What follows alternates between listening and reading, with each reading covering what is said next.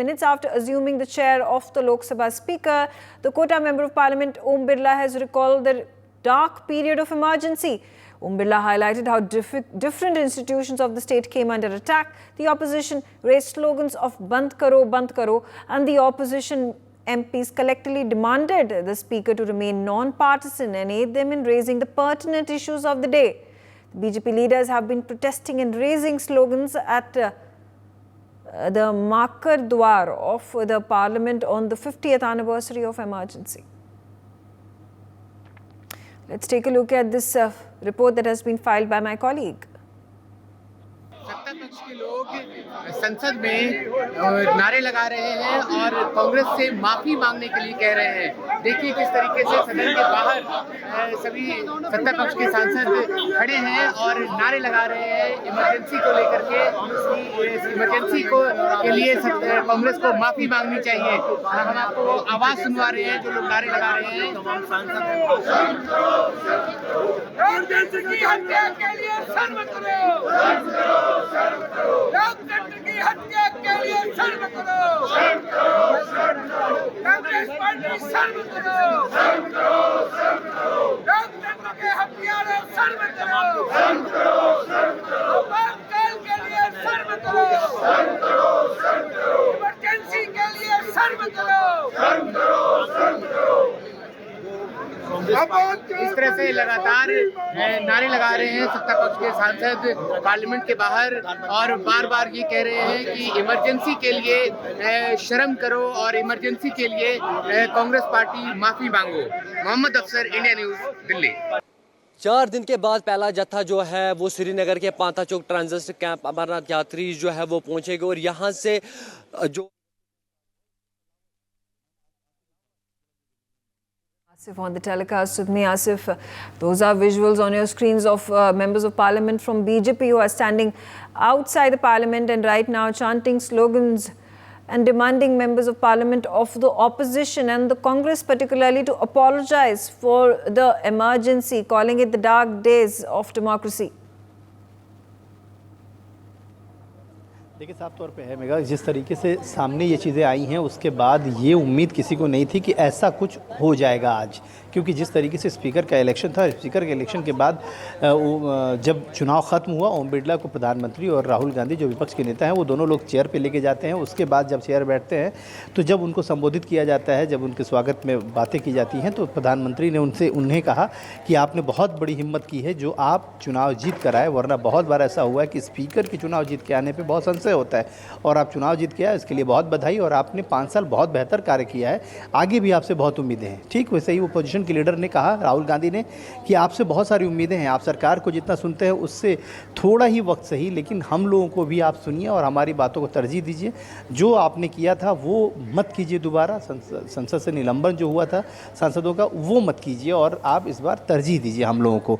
इस बार हमारे लोगों ने, हम ताकतवर होकर आए हैं, जनता ने हमें ये आवाज़ दी है। और अब देखिए कि जैसे ये तमाम चीज़ें ख़त्म हुई, सभी की बारी ख़त्म हुई, उसके बाद सीधे स्पीकर जो है वो आपातकाल को लेकर एक नोटिस पढ़ने लगे, जो कहीं ना कहीं से उस प्रस्ताव के पढ़ते ही कांग्रेस बहुत आग बबूला हुई और कांग्रेस प्रोटेस्ट करने लगी। कांग्रेस साफ तौर पे वेल में आ गए और तमाम जो सदस्य हैं वो ये साफ तौर पे उन लोगों ने मांग उठाई कि ये बात क्यों की जा रही है, इसको बंद कीजिए, ऐसा नहीं होना चाहिए, ये क्या है, आपने कभी बताया नहीं, कुछ बोला नहीं और आप सीधे ये प्रस्ताव लेके आए। ये कहीं ना कहीं से आप सीधे तौर पे आप ह्यूमिलेट कर रहे हैं, आपको ये नियम के विरुद्ध है, आपको नहीं करना चाहिए। उधर स्पीकर अपनी पूरी बात रखने लगे, इधर हंगामा अब दोनों तरफ से आमने सामने हो गया। बीजेपी अब ये प्रोटेस्ट कर रही है कि आखिर कांग्रेस को माफ़ी क्यों नहीं मांगनी चाहिए। 25 जून जब आता है तब हरे हो जाते हैं। वही दूसरी तरफ एक चीज़ देखने को मिली है मेगा, जो बहुत नोटिसेबल है कि इस कांग्रेस ही सिर्फ प्रोटेस्ट कर रही थी इमरजेंसी के इश्यूज़ को लेकर, कांग्रेस सिर्फ प्रोटेस्ट कर रही थी। उसके जितने सहयोगी हैं, खासतौर पर समाजवादी पार्टी की बात कर लें, दूसरे टीएमसी की बात कर लें, ये लोग उनके साथ वहाँ नहीं खड़े थे, ये लोग उनके साथ नज़र नहीं आ रहे थे, सिर्फ और सिर्फ कांग्रेस के सांसद नज़र आ रहे थे, क्योंकि इमरजेंसी का मसला है और इमरजेंसी के बारे में सबको पता है, सारी कहानियाँ सबके सामने हैं कि किसके किनके कैसे कैसे अनुभव रहे हैं, किसके उससे रिलेटेड जितने भी अपने कड़े अनुभव हैं वो सबको पता है। इसीलिए आप कह सकती हैं कि जो सरकार की बड़ी नीति थी, आप रणनीति कह लीजिए, कि पहले दिन ही, संसद के पहले दिन ही सुचारू रूप से जो सदन शुरू हुआ उसके पहले दिन ही इंडिया गठबंधन की एकता को तार तार करने की, या ये कह लें खंडित करने की जो तरीके से प्लानिंग की हुई थी सरकार ने, वो नज़र आई। एक इशू पर ऐसा इशू आता है जिस पर सिर्फ कांग्रेस पार्टी प्रोटेस्ट करती नज़र आती है, सरकार की नीतियों का, सरकार के खिलाफ, चेयर के खिलाफ वो नज़र आती है। वहीं दूसरी तरफ तमाम जो सहयोगी दल हैं कांग्रेस पार्टी के, वो उनसे किनारा करते नज़र आते हैं, वो साइलेंट मोड में हो जाते हैं। तो ये कहीं ना कहीं से आप समझ सकती हैं कि ये जो रणनीति केंद्र सरकार ने बनाई थी ऑपोजिशन के लिए, इंडिया गठबंधन के लिए, वो कहीं ना कहीं से कारगर नजर आती है। और सबसे बड़ी बात कि उस पर बीजेपी के जो जितने सांसद हैं वो भी बाहर निकल के प्रोटेस्ट कर रहे हैं। वो लोग कह रहे हैं कि कांग्रेस को इस पर माफ़ी मांगनी चाहिए। आपातकाल इस देश पर काला धब्बा की तरह है, इस पर कांग्रेस को माफ़ी मांगनी चाहिए। तो आप सोचिए ज़रा कि ये पूरे इश्यूज़ कहीं ना कहीं से कांग्रेस के खिलाफ दिखाने की कोशिश की जा रही है। और जब ये स्पीकर ने ये प्रस्ताव पढ़ा, उस वक्त किसी को ये मालूम नहीं था कि ऐसे कोई प्रस्ताव की चर्चा भी हो सकती है। ओके, हमारे साथ बने रहिए। Joining me on the telecast is Avdesh Upadhyay. He's the BJP spokesperson. Avdesh, how do you have to react to what the opposition members of parliament are saying? They're saying that the emergency that happened in India, that was implemented in India, it has been decades that incident took place.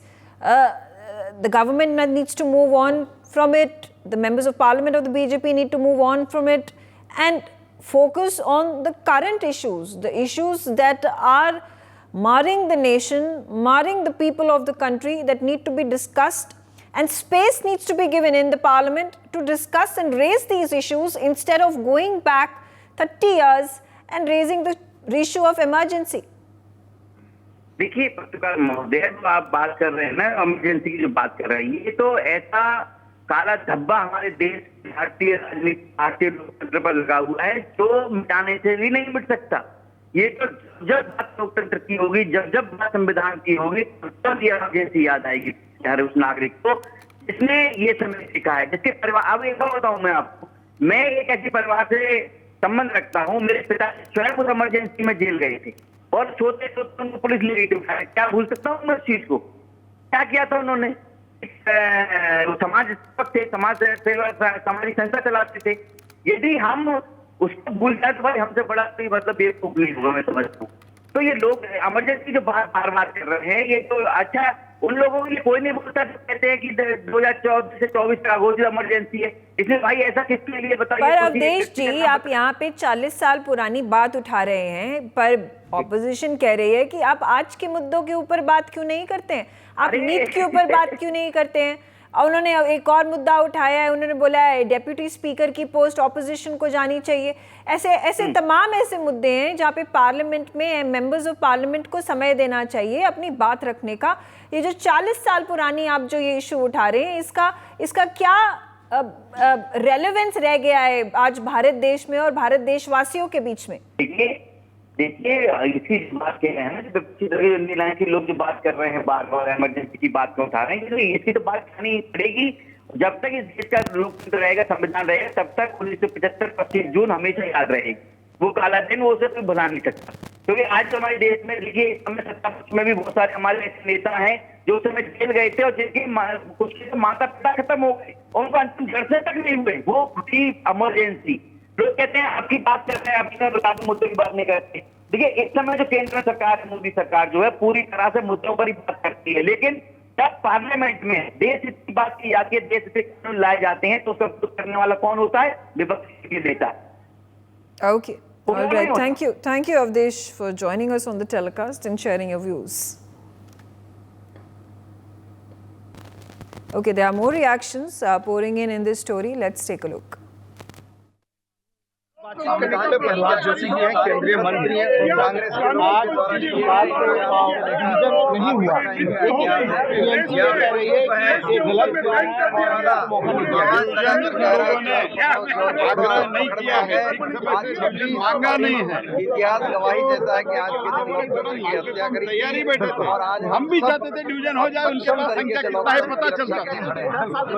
लेकिन आप लोगों ने आज विरोध प्रदर्शन किया है emergency को लेकर। जिस तरीके से मैम स्पीकर का चुनाव हो रहा है, अब तीसरी बार है कि इस तरीके से ऑपोजिशन ने किया है, या हमें चुनाव जो है वो स्पीकर के लिए देखने को मिला है, सर्वसहमति नहीं बन पाई है। सर्वसहमति नहीं बन पाई है, दुर्भाग्यपूर्ण है, लेकिन चुनाव भी महज प्रतीकात्मक ही है।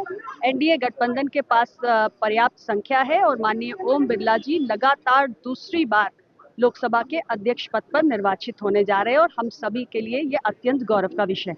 हमारे साथ खास बातचीत करने के लिए चिराग पासवान मौजूद हैं। सर, जिस तरीके से अब स्पीकर का चुनाव हो रहा है, पहली बार, अब ऐसा तीसरी बार हो रहा है कि विपक्ष ने इस तरीके का एक खड़ा किया गया। देखिए, स्पीकर का दल का नहीं, मंत्री गिरिराज सिंह जी हैं। गिरिराज दा, आज काफी अहम दिन है और स्पीकर को लेकर जो है क्या कहेंगे? अब जो है विपक्ष की ओर से भी स्पीकर को उम्मीदवार उतारा गया। तो हम लोग हर चीज के लिए तैयार हैं। हम तो बात भी किया हमारे नेताओं ने, वो अपनी हठ धर्मता पर, तानाशाही रवैये पर और अड़े रहे और जबरदस्ती डिप्टी स्पीकर का चुनाव ही नहीं हो रहा। दादा, राहुल गांधी को नेता प्रतिपक्ष और कांग्रेस का कहना है कि अब साफ दिखाई देगा कि संसद में जो महत्वपूर्ण मुद्दे हैं सरकार भाग नहीं सकती। अब सरकार कभी नहीं भागती है महत्वपूर्ण मुद्दे से चर्चा के लिए। अगर भागने का काम किया है तो विपक्ष ने किया है, संसद का समय बर्बाद किया है तो विपक्ष ने किया है। चर्चा हमने हर बार मांगा है, चर्चा के बजाय हंगामा किया है विपक्ष। लेकिन राहुल गांधी पर यह कहा जा रहा है कि राहुल गांधी जो है छात्रों का मुद्दा हो, किसानों का मुद्दा हो, जोरदार तरीके से उठाएंगे, जिस तरह से नीति में वो तो जोरदार तरीके से पहले वाले में राफेल पर उठाए थे, जाके कोर्ट में माफी मांगा। दूसरी बार उन्होंने अदानी अंबानी कहा, तीसरी बार संविधान लिया है। जिस Sharma, Congress spokesperson, on the telecast with me. Chandramohan, we just spoken to the BJP spokesperson. They've raised the issue of emergency. They've demanded that apology needs to be issued by the Congress leaders, by Congress and members of Parliament, and remembrance of the Black Day of Democracy that happened in our country 40 years ago. देखिए, black day of the democracy is not an emergency. Basic क्या है कि आज जो सरकार सत्ता में बैठी है वो अपने कार्य प्रणाली के ऊपर एक घोषित इमरजेंसी लगा बैठी है। यही कारण है कि जब कभी भी विपक्ष उनके ऊपर प्रश्न खड़ा करता है तो उनको पुरानी परिस्थितियां याद आ जाती है, इमरजेंसी याद आ जाती है। आज की जो इमरजेंसी के अंदर जो प्रश्न खड़ा करा जाता है उसके ऊपर जवाब देते समय क्यों थर-थर कांपते हैं भाजपा के नेता और देश के प्रधानमंत्री।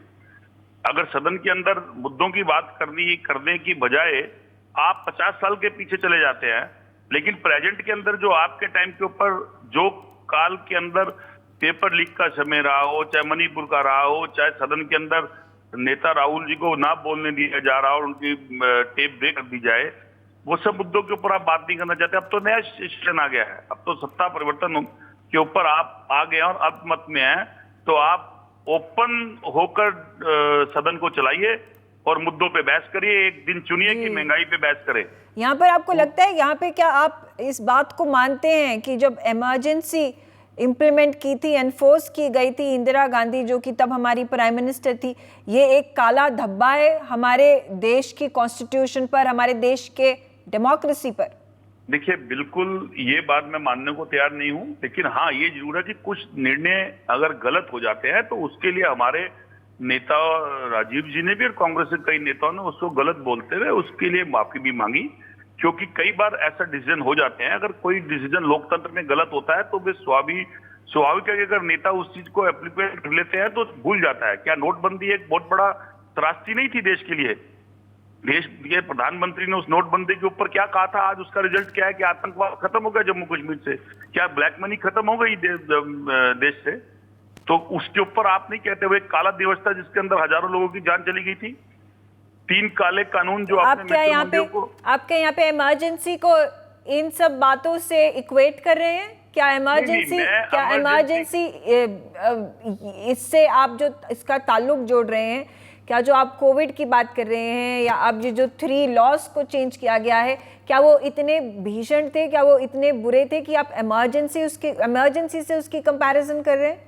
देखिए, 70-50 साल पुरानी बात को आज के दौर के अंदर लेके आना और उसके ऊपर बात करना, क्या आज के उस दौर के लोग इस धरा पर हैं?